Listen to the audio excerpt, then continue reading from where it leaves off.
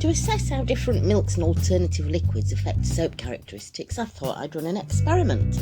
I'm making a bunch of 100% coconut oil soaps, replacing 50% of the water content with a range of liquid substitutes and seeing how these additives affect the final soap.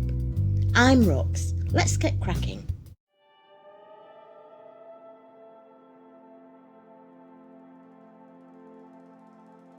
I'm starting this series by using what I already have at hand, so today it's dairy cream.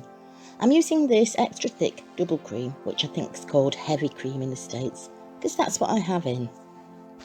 This cream is 50% fat and 1.6% sugar, milk sugar. Theoretically, the cream will raise the super fat, making it milder, and even though it's only a small amount, the sugar might increase the lather.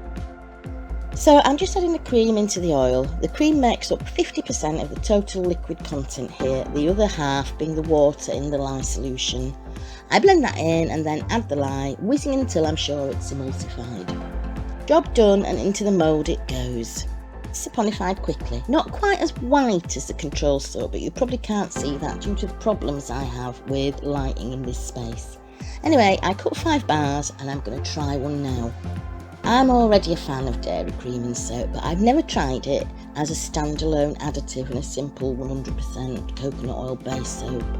This is giving out some excellent lather. I think it's making more bubbles than just the coconut oil control soap, and as I work it up to see how creamy it gets, the lather feels really silky. Nice. I'll check it again in a week or two to see if it's changed any. Okay, that's the dairy cream soap. Thanks for tuning in, and I'll see you next time. Ta-ta!